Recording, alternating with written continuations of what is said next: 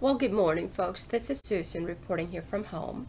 And I have been thinking this for a while, but finally today it came to a focus. This thought that here in the West,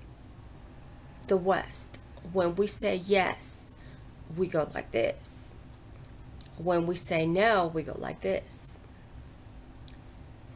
And you have people in the eastern side of from us, away from us, on the other side.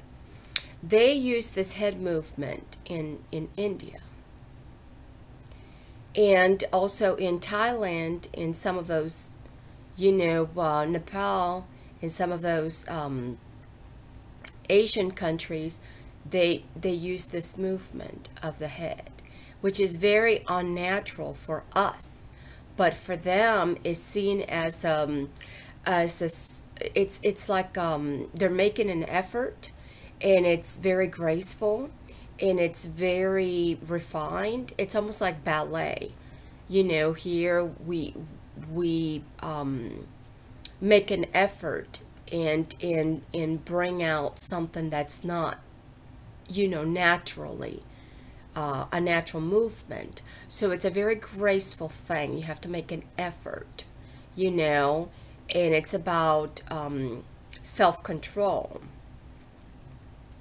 So I'm thinking, if you observe the world, the way we behave, there's a reason why we behave the way we do. And it has to do with us being on the opposite sides of each other, and so it's like the brain too. Some people are right brain dominant and left brain dominant, and just like we're left-handed or right-handed or ambidextrous or whatever. I do believe that we are all ambidextrous, and it's just not encouraged. And if more children were encouraged, not forced, because some people are the way they are, but if you see them, don't correct them, because this is not something that needs to be corrected. It needs to be encouraged. This being ambidextrous, I don't think it's going to confuse the children. I believe that this will help to alleviate a lot of the misunderstandings. I mean, it's not going to be overnight.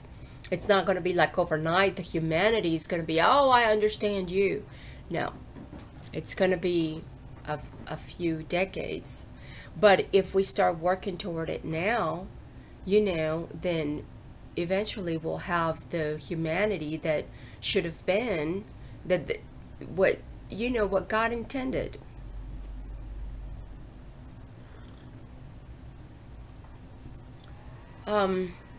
The way that I see this, I've been talking about feeling the echo of Dr. Martin Luther King. It wasn't like that I was hearing an echo.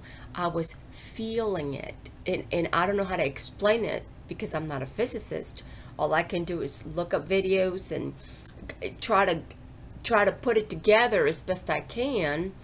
But Dr. Martin Luther King clearly said that he had been to the mountaintop. He'd been shown. He had been to the mountaintop. He said, I've been to the mountaintop. And he said, I may not get there with you. So Dr. Martin Luther King was like a Moses. He opened up the doors for us, and here we have managed to come to regress. Because Dr. Martin Luther King was clearly speaking to our government and to all areas of government.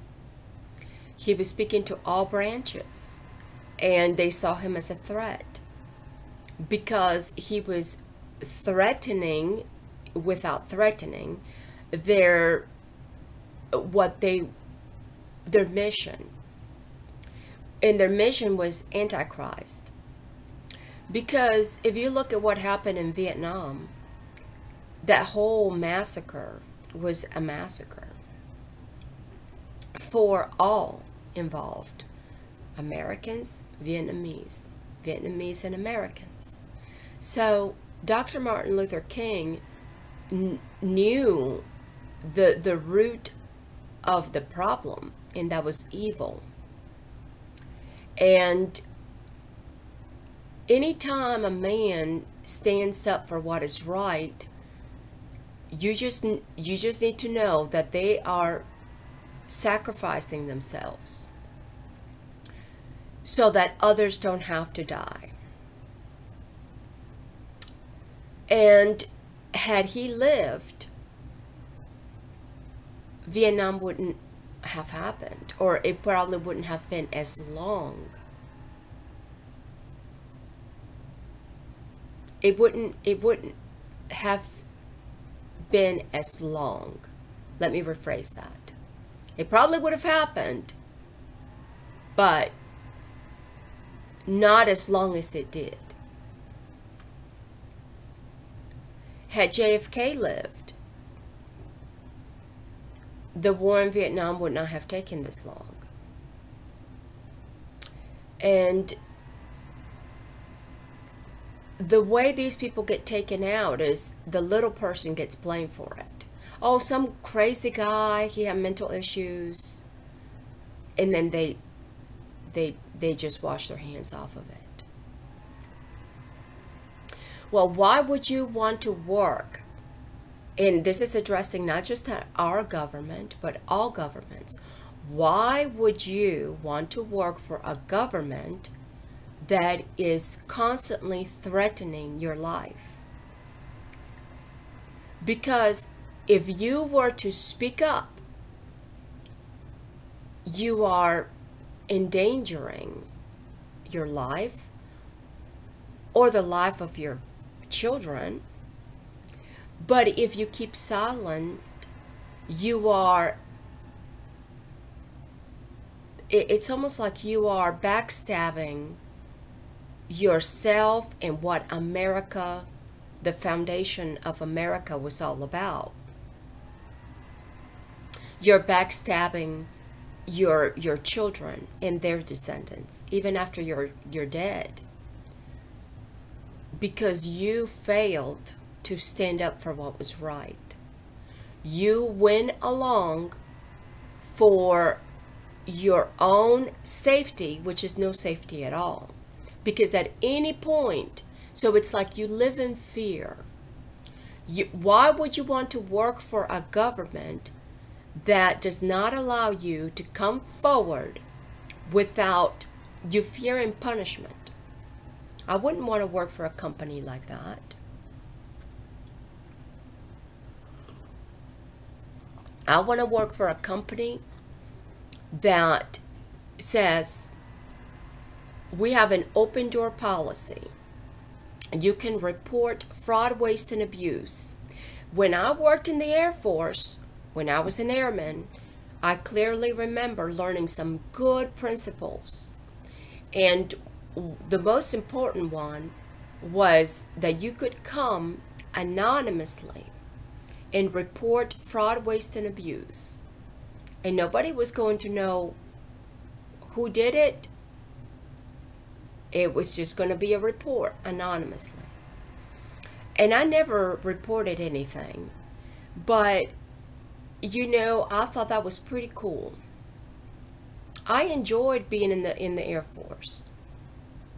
What really wore me out was not having the manpower to do the job that I was asked to do. But it was done because sometimes we have to make time. See, the doctor that I worked for, Dr. Duffy, I really admired him because he would be there early in the morning before any of the other doctors, because he had to squeeze 4 patients, 15-minute appointments between 7 and 8. And he asked me to come in at 6:45 instead of 7:45 every morning to see these patients for this particular clinic for about a year and a half. And I was happy to do it. I was happy to do it because I knew that we were going to be able to knock out some people from that 1-year waiting list. So I put myself in their shoes. So Dr. Duffy was a very popular doctor in the southeastern region for the, as far as a military endocrinologist. And I admired him because he had a wife. He has a wife. He had, I think, 4 children at the time. And he was so dedicated. He would run 6 miles during lunch every day around the base. He would run 6 miles every day. And then he would come for the later part of the clinic to continue seeing patients. And he always had he always took the time to sit down and listen to me. He would say, Susan, what's going on with this patient? What's going on with this patient? What's going on with that patient for the day? He would listen to me. And he was not a micromanager. He would delegate and he expected it to be done. Was he picky? Yes. He had to be. He would stump his feet and clap his hands and, Susan, you know, but I am that way too. But when you're a female and you're in your home and you're a mama, they look at you like you're a witch. Because this lady's crazy. No, I expect. That's why I bought my house when I was 26 years old. I believe in family. And now you look at me and say, well, she doesn't even have a family. And here she's talking about the family unit. You know how long I've been talking about the family unit? Since the 90s. Since before I lost my virginity. And you sit there and you judge me because you hate me. Because I love the family unit. And then you say, well, you don't even have a family. Look at this disgrace. Now, it's been pointed out to me that if I were to get a skill in a job, then I could get my son back. So, I want to know what's going on here. I contacted the White House years ago because I was being exploited on the Gulf Coast of Mississippi. I said, I did not come here. I did not join the Air Force to end up like this. I won't. Because I valued myself. And I wanted something better for my child, Stephen Jacob. And then our government does it again. Taking my Alexander away from me. Neglecting him. See, the skin is our largest organ, and it is breaking down his skin, and y'all are just sitting there like, oh, she needs anger management, she needs our services. I don't need your services, ladies and gentlemen. What I need is for us to help one another genuinely. Like, if I go to a dermatologist and I say to the dermatologist, look, I have this condition. Can you please look at it, take care of it? That's a service that I need. If I go to the salon and I say to the lady, can you please cut my hair like so? That's a service. But I'm not going to go to a salon and let somebody just do whatever they want on my hair. Color it purple, color it blue, or whatever, because I'm 47 years old. If I didn't do that when I was 19, I certainly am not going to do it now. I respect people with different hair colors, and I respect people with different fashion styles. But just like I respect your style, you need to respect mine. And if you think I'm old-fashioned, conservative, I am. I have always been. The most wild thing that I will do is wear hoops and paint my nails, you know, and maybe put a lipstick that's a little brighter than usual. But I have always been the same Susan. There's different versions of me, but it's not because I'm a different people. That's because I'm multi-ethnic, multinational person. And it depends on the situation too. I don't mean to mock people when I say, you know what I'm saying? Yeah. You know, it's like, yeah, what's yeah? So why is it that some people say that Ebonics is wrong when they say, yeah, I might could? See, some people say, oh, those black people, they don't speak English very well. They say, ask me, no, you ain't gonna do that. No, I don't want to no more. Double negatives, that kind of thing. Well, what about I might could? That's country. You ain't.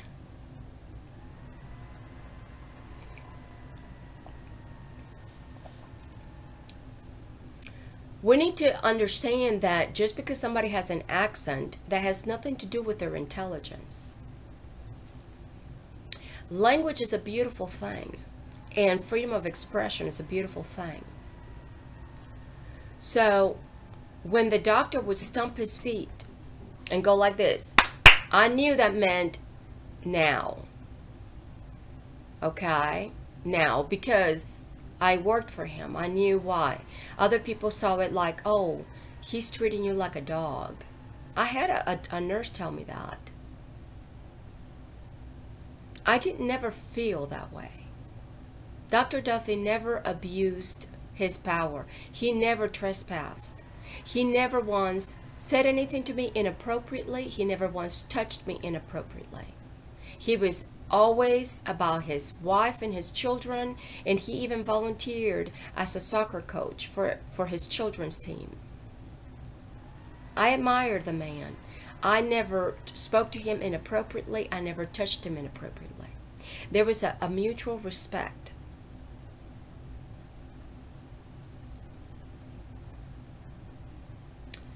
But that same nurse said to me that, Susan, we are all guinea pigs. Now that I agree with. Because some medical professionals, not all, the ones that I worked with at Keesler, I can tell you 100%. Well, maybe there was an incident with one resident once that I disagreed with, but I never pursued it. It wasn't with me personally anyway. So everybody has their differences.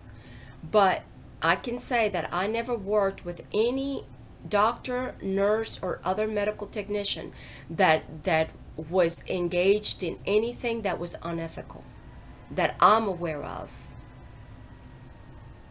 as far as work, not their personal life.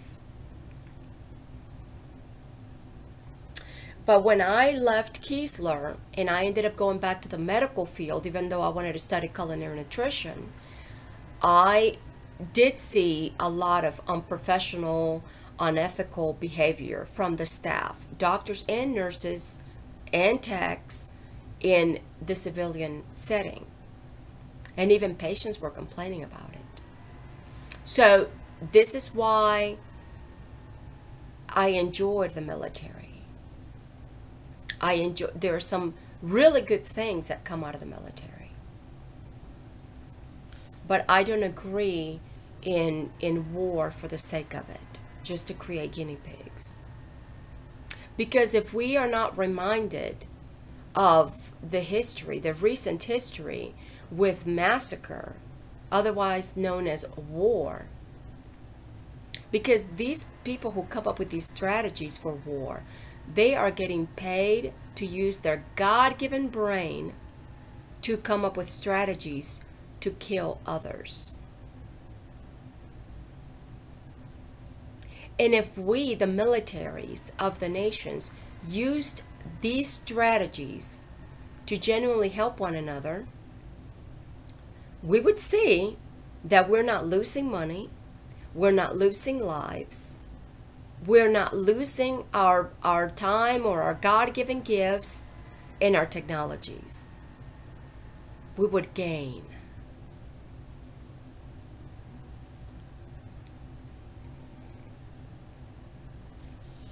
So, some of us read this way, some of us read this way. Some of us read from the bottom to the top. I personally enjoy reading an article when I just get right down to the conclusion. I start reading it, and then very quickly I start getting bored because I want to know, okay, let's get to the point. Where are we going with this? So I get to the conclusion, and then it gets more interesting because now that I know what it's about, it's like begin with the end in mind. Okay, Covey training from the military. So you read the conclusion, you know what it's about, and you're like, okay, this is interesting. This is something that I want to read. And then you start working like the last paragraph, the previous paragraph, and then you work to the beginning. I start reading the beginning, but then I go to the conclusion and then work my way. And then it just meets in the middle. And it's really interesting because I can read more faster that way and comprehend it better. That's just the way my brain works. And I'm not saying that this is for everybody. Everybody has their way of learning.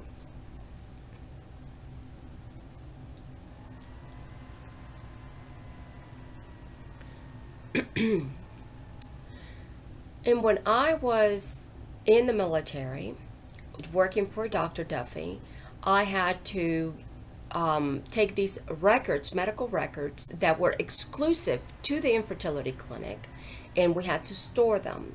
The patients that were phased out, they were placed in another category, in another room altogether. So I had to go to this room for the retired files, if you will. Not retired, but you know, for the time being, for the infertility clinic. So I maintained medical records. Not one of them went missing. If anybody needed me to fax them the records, I would fax them the records to whatever doctor in another clinic in another state, whatever. I did it immediately. I did my job well.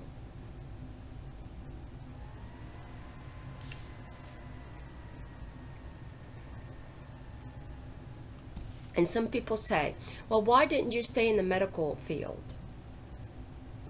Well, because I had a lot of health issues. I was overweight, not obese, but overweight. And I had a lot of health issues for a young lady. And I didn't have any of these health issues before. So I was obviously needing to overcome something.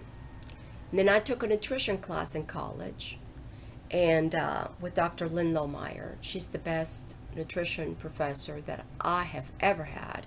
Biology professor, microbiology. She's a wonderful professor at Mississippi Gulf Coast Community College. And she was teaching that people, first of all, she said people have three ways of learning, either by hearing it, or visually, or by writing it. So she taught in all three forms. She encouraged for us to buy her notes from the, from the bookstore. That way we could fill in the blanks, but you had to pay attention. She didn't have all the notes for you because if you were not paying attention, you were not able to fill in the blanks, and she wanted you to pay attention.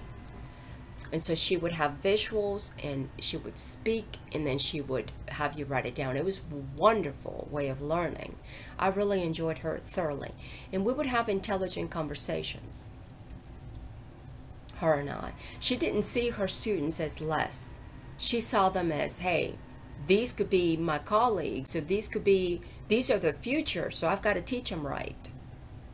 She is a very intelligent lady, and I respected her. And Dr. Edgerton was my A&P professor for A&P2, because I took A&P2 before taking A&P1, because I had a mission of going to culinary nutrition school. And the reason why I wanted to study culinary nutrition was because it was pointed out to me that I was a lazy, fat bitch by my ex-husband. He was wanting custody of Jacob and didn't want me to get a divorce. And if I, was pursuing my divorce, you know how that goes. When you're going through a divorce, the couples get really ugly, and one more than the other. And that was the case. He wanted me to be crazy, and he wanted me to be the worst so that he could justify taking my son away from me. It took 5 years. I was being exploited, and I even contacted the White House. I said, I did not join the U.S. Air Force to end up in this place being exploited like this. I have a brain, and I need help. I'm not the enemy. So I learned from her nutrition course that the top 3 diseases in America are heart problems, diabetes, and cancer, and all due to diet. So a little light went on, and I was just like, you know what, I want to apply everything that I've learned in the medical field about all these diseases that we're learning about and how to treat them, but really they're preventable. So they're preventable with the diet, but also with the environment. And this is why I wanted to go to culinary nutrition school, so I could travel and come back and open up a restaurant with a smoke outside. Because at the time, there was no such thing. And if we know that smoke is bad for us, we've known since the 70s, then why are we still doing it? But that was in the 90s, or early 2000s. You see how long it takes between the time that they know something's not good for the time to take place. So do you think I want to be fighting alone, DHR? Which I'm not fighting alone, no. But on this side of the town, I am. I know there's some of you up north, and some of you going to DC, but where I'm at, I am alone with this matter. People tell me that I have to get a skill to get a job. I came here bilingual. I scored top 7% or top 5%, 7th place in the nation when I took my national Spanish and Portuguese languages exam in the 90s.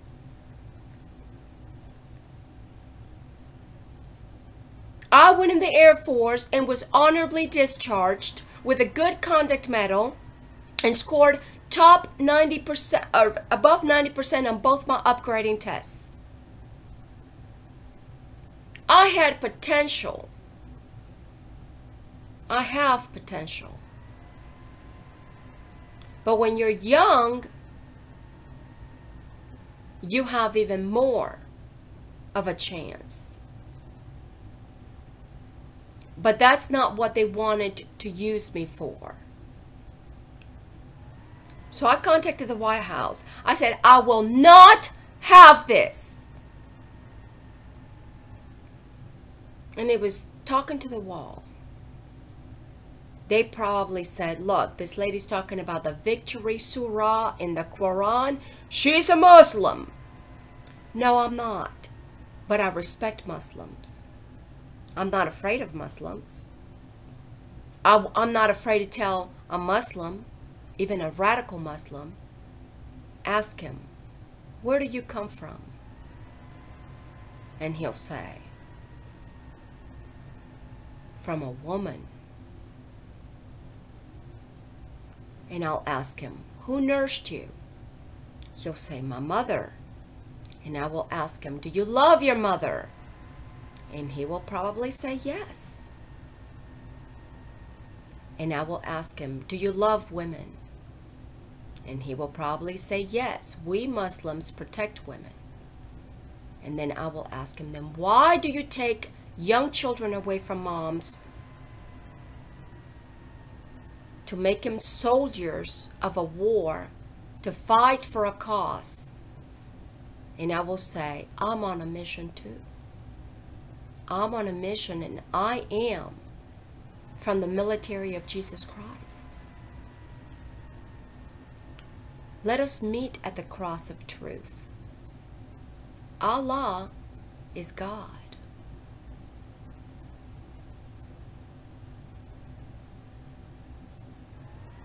¿Qué es eso? You are fighting a stupid war among you, all you nations. Don't you know that we are the branches of the tree of life? We hold the leaves for the healing of one another. I've known this since back then.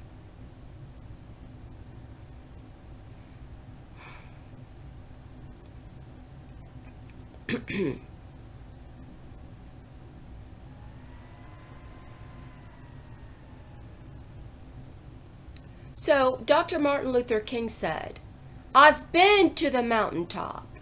See, I could feel his echo. I could feel it.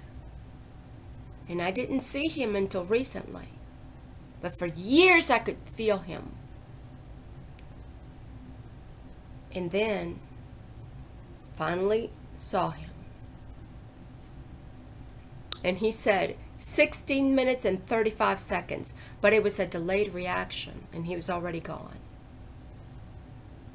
See, the unseen is something that is hard to prove, but God is the invisible God, and He's here, and here, and He's for you, and for you. Even though you think you're enemies, He is for your cause. And He's with you. Both. You are the branches. There will be harmony between the two.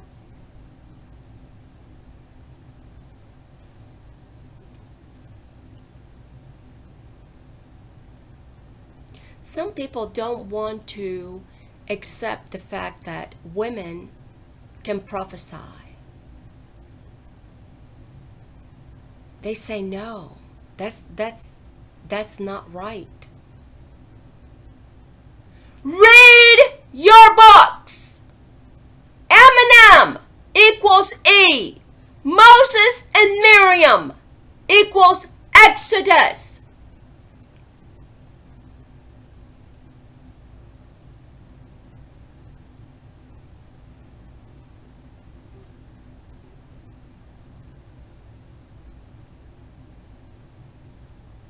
So Dr. Martin Luther King said, I've been to the mountaintop. He said, I may not get there with you.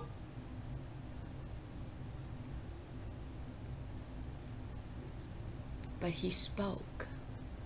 He served. It is done. The message was sent and received.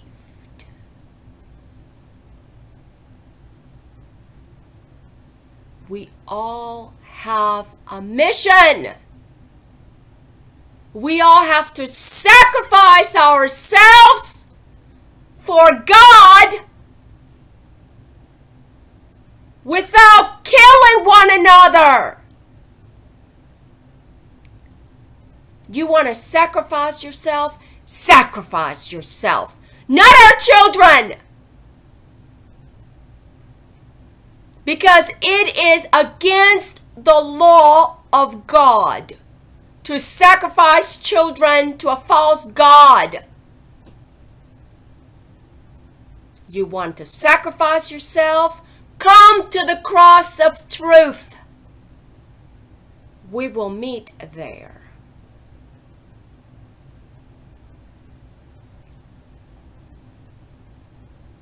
In the Old Testament and the New Testament, for you Jews and non-Jews, fighting about who is right and fighting about when Jesus Christ comes or came or You are the body of Christ. Just see the root, us, the engrafted wild branch. There will be harmony between the two. Meet me at the cross of truth. The blood was shed for you so that you may believe. Was it not enough for you?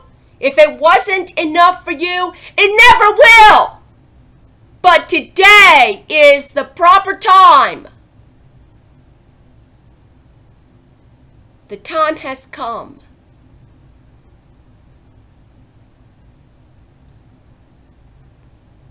In the Old Testament, in the New Testament, it clearly says, from different prophets at different times, addressing different people, the same stubborn people. Old and new shall meet at the cross of truth. It clearly says, I will write my law in your hearts.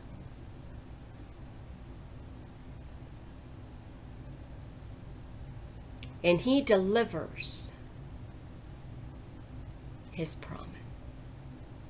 The whole earth is full of his children.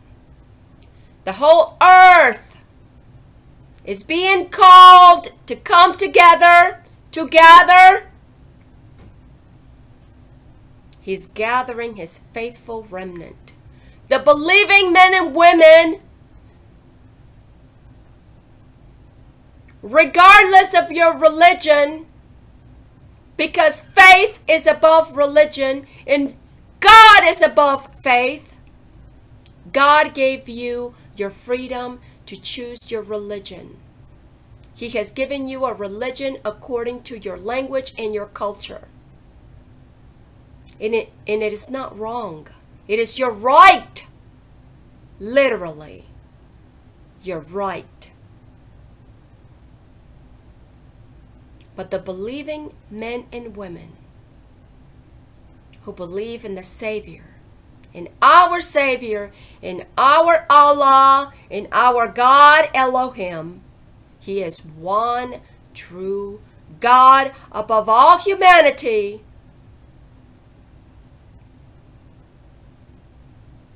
He is calling His faithful remnant from all four corners of the earth. We don't have to meet in one place physically. We just have to understand His message so that we're not ignorant of His word.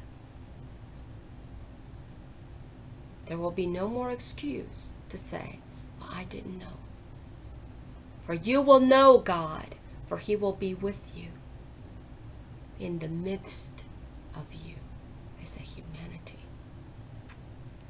I am just part of the body, but I am part of the body. Will you join me?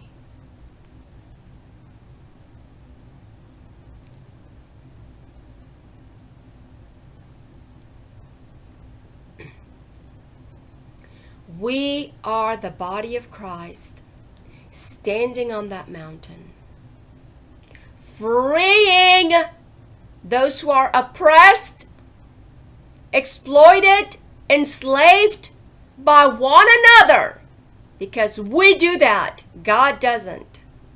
God is a God of freedom, and we are birthing a new humanity and being birthed simultaneously.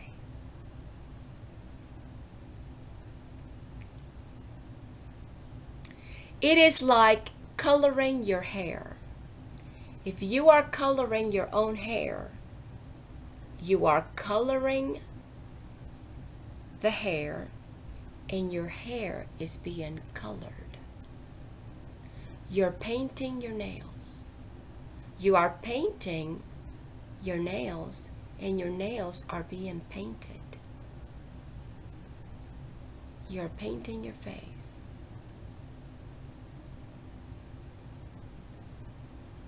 to look beautiful for your husband. We are painting, and our face is being painted. You see how we can be birthing, and it is labor, but the delivery will relieve us. And this deliverer, which we are delivering, will deliver us. We are birthing, laboring.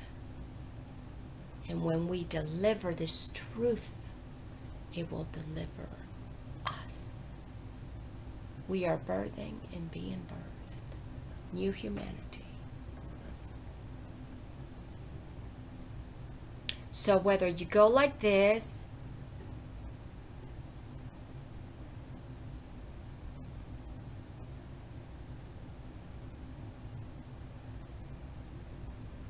we are west and east, we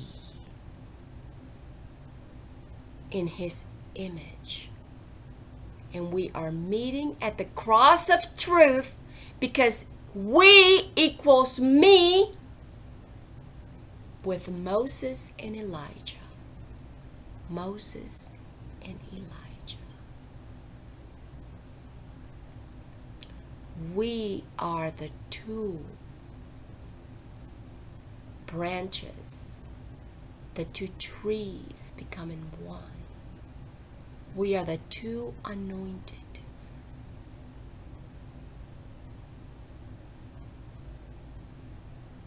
Thank you.